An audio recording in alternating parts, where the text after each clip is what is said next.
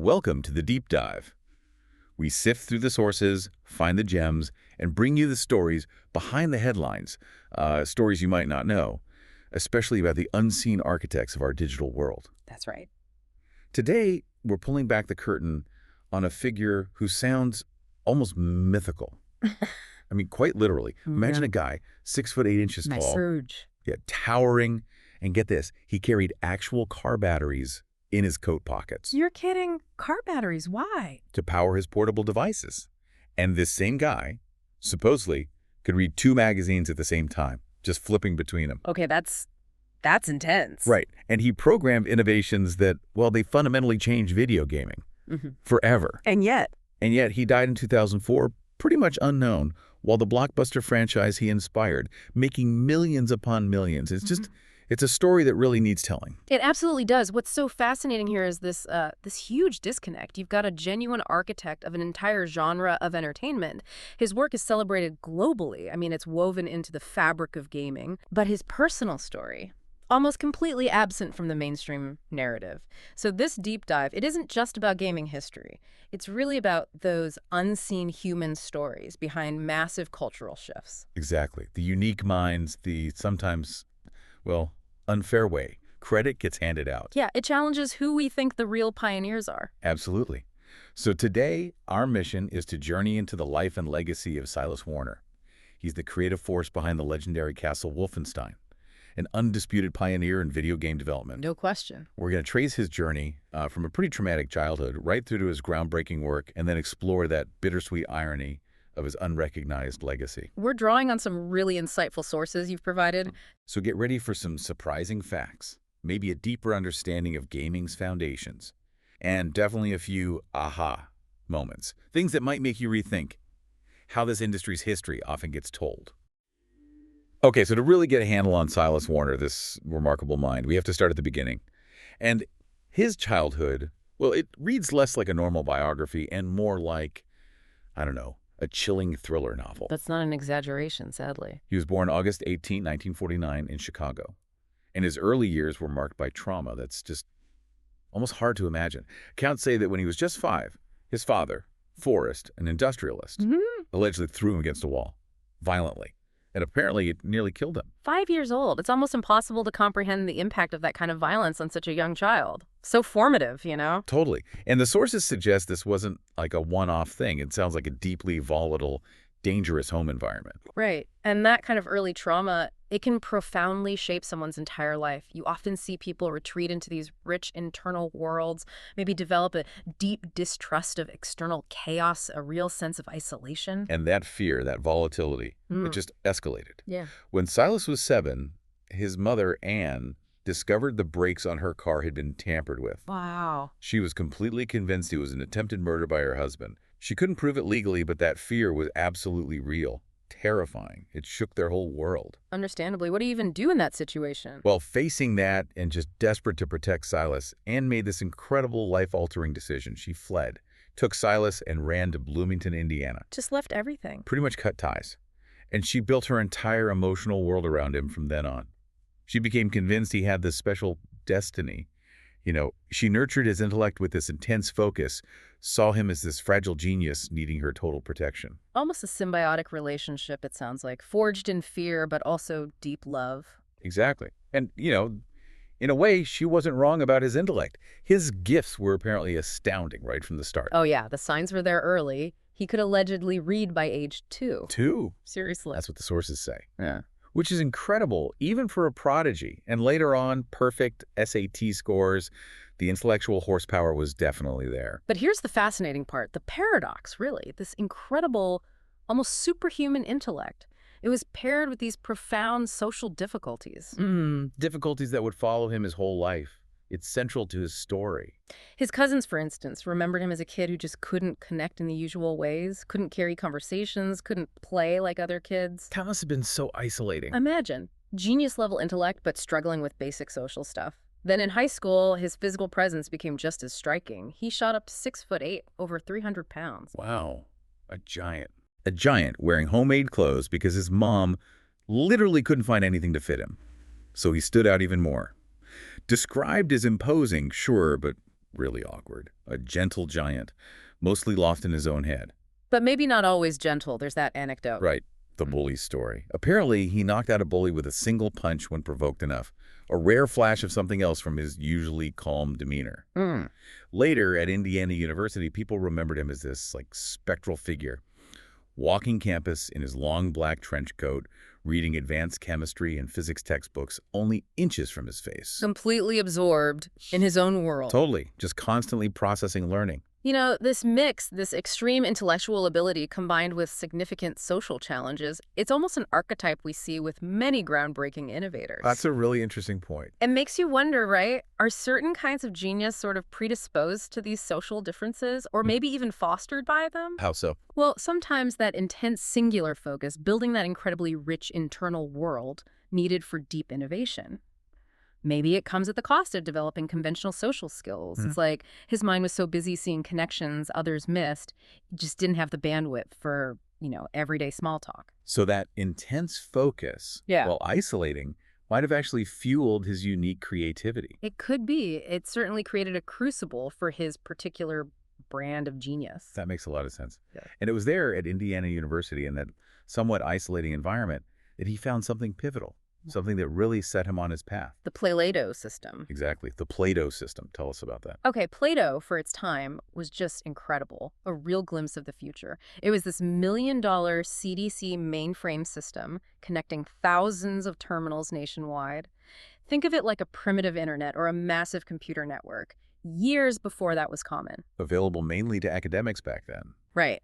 Long before personal computers were a thing. So for a mind like Warner's, hungry for knowledge, craving new frontiers, it was this amazing digital sandbox, unfettered access to serious computing power. And what did he do with it? He wasn't just learning, right? Oh, no, he was creating. Between roughly 1970 and 1976, using Plato, he created what might well be the world's first multiplayer action games. Or first, like what? Well, there was Empire, which he made with John Deleske, often cited as a super early, maybe the earliest multiplayer space combat game, people battling it out across the network. Wow. In the early 70s. Then there was Robot War. This one's fascinating. It's considered the first programming game. Players wrote actual code in a language called Plato Basic to control robots fighting in an arena. So the game was programming. Essentially, yeah. Turning coding itself into gameplay. Revolutionary. An air race, possibly the first multiplayer flight simulator, giving people a shared immersive flight experience decades ahead of its time. So what does this all mean? These weren't just games. They were glimpses into the future of interactive entertainment. Exactly. Crafted on equipment costing more than houses. Showing his vision years before the PC revolution even started. The sheer foresight is staggering. He was building the architecture of digital interaction, of multiplayer gaming on a canvas most people couldn't even imagine existed back then, sketching the blueprint for whole genres. And these weren't commercial products. This was pure innovation driven by curiosity. Absolutely. Plato provided this unique incubator. No commercial pressure, just access to powerful tools for a brilliant mind. It shows how vital those early experimental academic environments were for foundational breakthroughs. A place where pure curiosity could just flourish. Precisely. It allowed for pioneering work that probably wouldn't have happened otherwise. A golden age of digital exploration, really. Okay, let's jump forward a bit to 1978. This is where we get another one of those legendary Silas Warner anecdotes. The ones that perfectly capture his unique blend of, well, genius and complete disregard for social norms. The Ed Zarin meeting. It's iconic. Totally. Both were working at Commercial Credit Corporation in Baltimore. A CDC subsidiary, we should note. Right. And Zarin's first impression of Silas is just amazing. He sees him walking downtown. Describe the scene. Zarin paints this incredibly vivid picture. Silas wearing this huge, sagging sports coat. Okay, normal enough, maybe. But then... And the details. Yeah. Zarin says he had a car battery, yes, a literal car battery in one pocket, a CB radio in the other pocket, and a whip antenna stuck down the back of his jacket. I mean, can you picture that? It gets better. Zarin adds he was occasionally talking on the CB as he held two magazines open in one hand, apparently reading them both simultaneously, flipping back and forth. 2 magazines at once, while walking. with a car battery. It just perfectly captures him, doesn't it? Intense focus, completely unbothered by how eccentric he looked. Genius in its purest, rawest form. Absolutely cinematic. Yeah. So Warner was hired there for Plato-based training, but he quickly found out Zarin was into the brand new personal computer scene. Zarin had just bought Apple II serial number 227. Early days. Very early. So what does Warner do? He doesn't send a memo. He doesn't schedule a meeting. He just shows up, uninvited, at Zarin's door with his own Apple II serial number 234. Just turns up with his computer. Yeah, and basically says, hey, let's program together. And this direct, completely uninhibited approach, it sparked this immediate collaboration. Warner, Zarin, and an accountant, Jim Black, started coding late at night in Zarin's living room, making games, utilities, saving stuff to cassette tapes. It's such a clear snapshot of Silas, right? Laser focused on his passion, ignores social norms, and just gravitates towards anyone sharing that tech interest. He didn't wait for permission. He saw a spark and went for it. A classic example of how those early tech partnerships just happen. Organically. Pure enthusiasm. Totally. Driven by that urge to build something new, they were true pioneers. And that spark caught fire fast. They took a trip to the Trenton Computer Festival in April '78. That was the eye-opener. A huge moment. They realized there was this massive, untapped demand for software for these new home computers. They were selling their cassettes as fast as they could make them. They knew they'd hit on something big. That trip changed everything. It showed them the commercial potential. So, recognizing they needed a proper setup, Ed Zarin incorporated Micro-Users Software Exchange, MUSE software, on August 1st, 1978. And Silas Warner. Employee number 1. Fittingly, the birth of a company that would leave a huge mark. And their first office, so perfectly grassroots. Oh, yeah. Above a gun shop in suburban Baltimore. Can't make this stuff up. Coding late into the night, fueled by passion, probably caffeine, weekends spent driving up and down the East Coast, hitting a few shows, selling software directly. It was intense, almost frantic, just pure passion driving them, the thrill of being right at the start of something huge. The line between hobby and business was basically non-existent. And it worked. By 1980, they'd outgrown the gun shop. Yeah, moved to a 2-story building, downtown Baltimore, 330 North Charles Street, a more substantial place. Allowed them to separate things out a bit more. Exactly. Development, still largely Warner's domain, was upstairs. And downstairs, they opened a retail store, the Muse Computer Center, a sign they were growing up, becoming a real player in this new market. So let's just pause there. From car batteries and coding in a living room to an office over a gun shop, then a proper downtown building with a store. You can almost feel that raw, wild energy of the early PC days. Absolutely. It wasn't slick or corporate. It was brilliant minds, endless curiosity, and just pure excitement about what this technology could do, a real pioneering spirit. Okay, now we get to it. What many people consider Silas Warner's masterpiece, a game that didn't just define his legacy, but basically carved out a whole new genre in video games. Castle Wolfenstein. Castle Wolfenstein. And the story how it came about is legendary, almost like a gaming fable.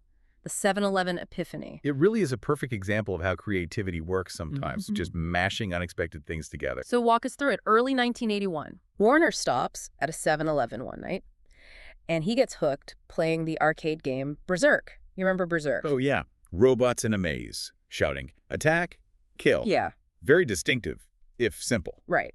Basic maze shooter, but with that voice element, so he plays that. Then, same evening. Goes home and watches TV. Exactly. He watches the classic World War II movie, The Guns of Navarone, and he's totally captivated by the Allied commandos infiltrating this Nazi fortress. The tension, the stealth, the escape. High stakes. Totally. And suddenly, in his mind, it just clicks. A lightning bolt moment. What if, instead of robots in a maze, it was Nazis in a fortress? Oh, okay. And crucially, what if the main goal wasn't just to kill everyone, but to infiltrate, find plans, and escape, emphasizing stealth? Wow. So Berserk meets Guns of Navarone. Bingo. That was the exact genesis of Castle Wolfenstein. That's a fantastic aha moment. It shows how these totally different things can collide in a brilliant mind and spark something brand new. It's the power of cross-pollination in action, not just copying, but synthesizing something profoundly original, something that changed game design. And the technical side of Castle Wolfenstein. And remember, this is 1981 on an Apple II. It was staggering for its time. Absolutely groundbreaking. Maybe the most iconic thing, the speech.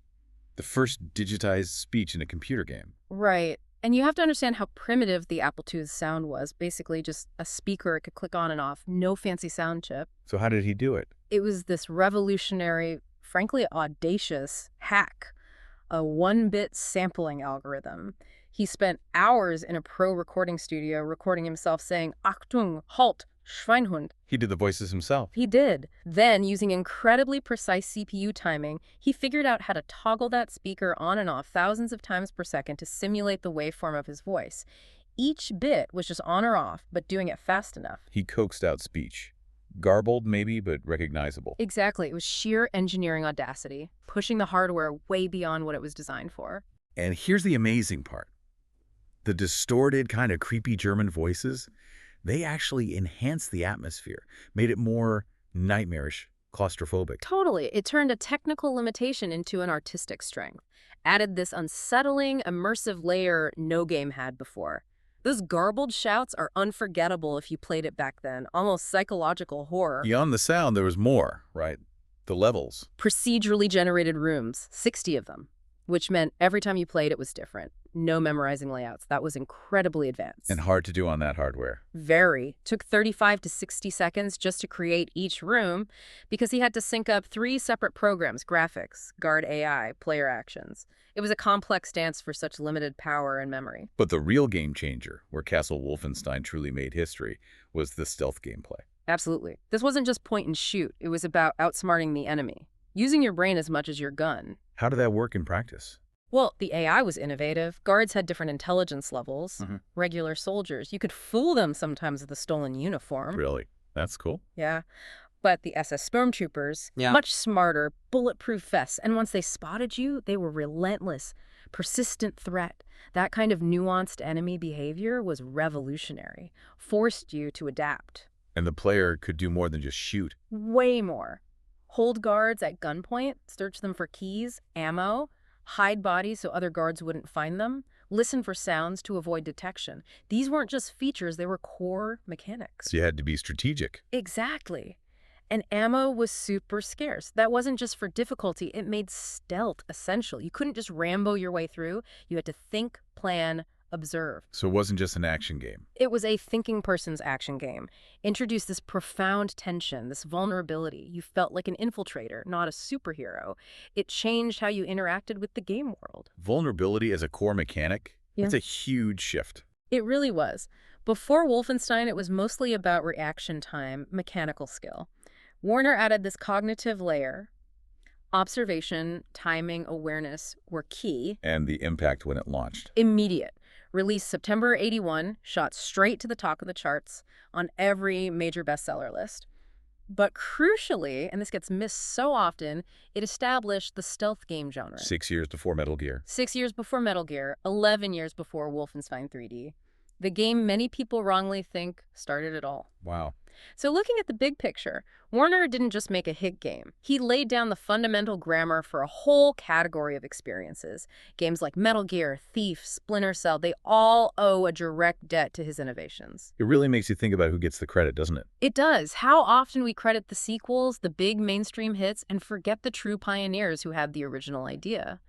Silas Warner is a prime example of that historical oversight, a quiet giant whose influence is still felt decades later. So, as groundbreaking as his work was, Silas Warner, the man, remained this fascinating, eccentric genius.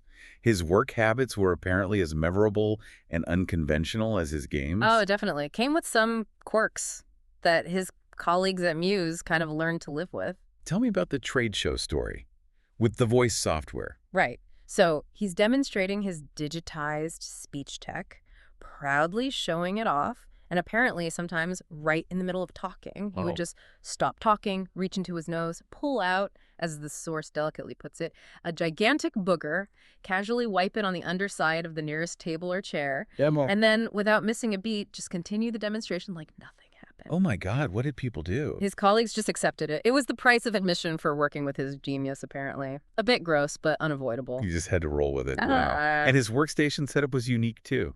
Yeah, Seth Mendelsohn, who worked with him later, described 2 monitors and 2 keyboards on top of each other. And Warner would often type with one hand on each keyboard simultaneously. Multitasking master. Unparalleled. Mm. But despite all the success, the praise for Castle Wolfenstein, he seemed genuinely confused by the attention.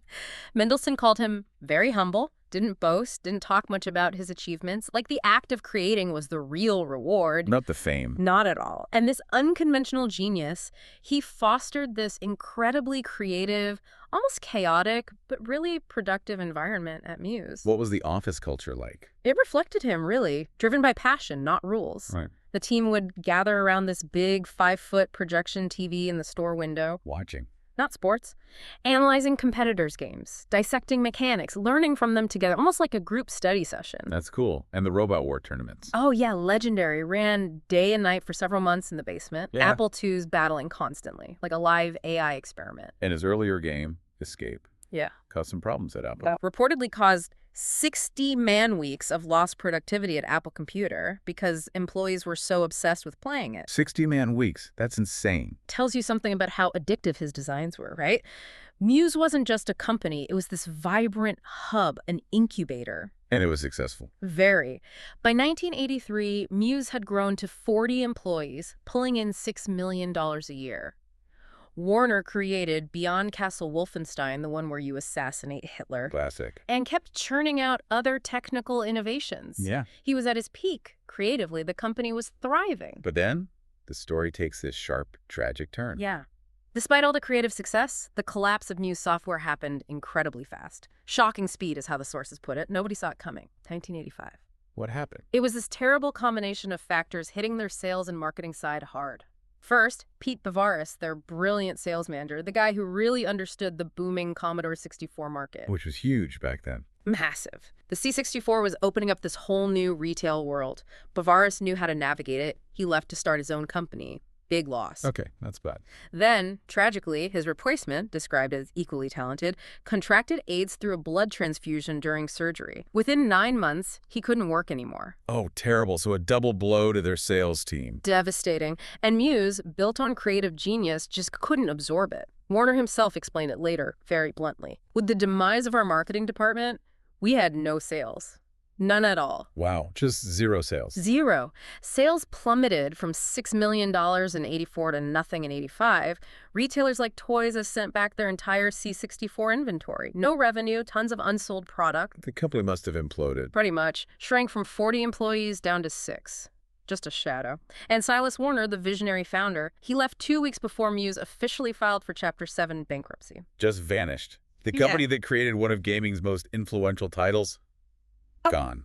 It's a stark reminder of how volatile that early tech industry was, how quickly success could unravel without solid business infrastructure. So looking back, beyond those specific tragic personnel losses, was there a deeper issue? Like, were companies like Muse just too reliant on the genius founder? I think that's a huge part of it. It was a systemic vulnerability for many of those early pioneers, built around brilliant creatives but lacking robust, diversified business structures. So if the sales guy leaves or marketing hits a crisis, The whole thing can collapse, especially in a market changing as fast as home computing was in the mid-'80s. It highlights how vulnerable innovation is to external factors, personnel, health, market shifts, if the business side isn't as strong as the creative side. genius isn't enough on its own. Not always for long-term survival. It also underscores how much luck and circumstance play a role. Muse's story shows that even groundbreaking work doesn't guarantee longevity or recognition if the business side falters. But the story of Silas Warner and Wolfenstein, it doesn't actually end there with Muse's collapse. Years later, 1991, this new group of innovators comes along, Aid Software. Right, sparking this powerful, maybe slightly bittersweet rebirth of the franchise he started. Tell us about that. Well, John Romero, one of Ide's co-founders, had this idea. Let's remake Castle Wolfenstein, but using our new 3D texture mapping tech, the stuff that would basically invent the first-person shooter genre as we know it. And he specifically remembered Warner's game. Absolutely. Romero said, and I'm quoting here, "In remembering one of the most influential games we had played in the 80s, it was Silas Warner's classic Castle Wolfenstein that stood out. A direct acknowledgement of its impact on them." They needed the rights, right? Muse was gone. Exactly. Warner himself, always pragmatic, told them they'd need permission from whoever held the copyright. Turns out the trademark had lapsed back in '86 after the bankruptcy. So Wilson Software could just buy it. They did, for a remarkably small amount, just $5,000. $5,000 for Wolfenstein. Unbelievable, isn't it?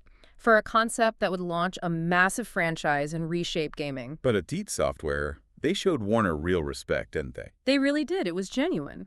At Kansas Fest in 1992, that's an Apple II conference, Warner gave this talk about Muse's history. Afterwards, Romero and John Carmack drove all the way from Dallas with a laptop just to show him Wolfenstein 3D. Like a pilgrimage. Totally. A moment of acknowledgement from the next generation. What did Warner think? His reaction was pure Silas. Apparently, he looked at it and said with his dry wit, "I actually saw your product and it is very impressive for an IBM." For an IBM? Yeah, genuinely pleased, but in his own understated way. They had him sign a manual, which they proudly displayed back at ID's offices, a tangible link. Romero later explicitly said, "We owe a huge debt to Silas Warner for creating the original." That's great they acknowledged him. It really is. It shows that generational handoff, that respect, even if the wider public didn't know the connection. And interestingly, many of those cool stealth features, Warner pioneered dragging bodies, uniforms, sound-based AI, they were actually planned for Wolfenstein 3D. But they weren't in the final game. Nope. They got cut to speed up the gameplay, make it more fast-paced action, which ironically just shows how far ahead Warner's original ideas were. Still too complex, maybe too subtle, for the first wave of 3D shooters. Wow. So after Muse collapsed, Warner kept working in the industry. Still flying under the radar mostly. Yeah, he did. He joined Microprose, working under the legendary Sid Meier. Sid Meier. Wow.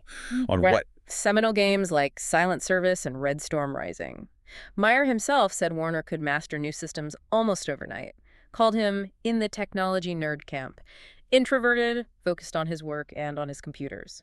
Still a technical powerhouse. But still socially awkward. Oh, yeah. There's a great anecdote. Bill Steely, Microprose's president, interviewed him but wasn't totally sure about hiring him. After a pause, Warner just comes back and says, "I've decided to take the job." Assuming the decision was his. Exactly. Classic Silas. Self-assured genius meets social unawareness. Then he moved on from Microprose. In '93, moved to Virgin Interactive in California, worked on Robin Hood for the SNES. A colleague there, Stephen Clark Wilson, praised his ability to speak the language of the designers, translate their vision into code, a vital skill. But something was missing. Clark Wilson felt the magic of the Muse years never returned. Maybe the corporate structure, maybe the pioneering era was just over, the raw energy was different. But his personal life took a different turn in those later years. A profoundly fulfilling turn, actually.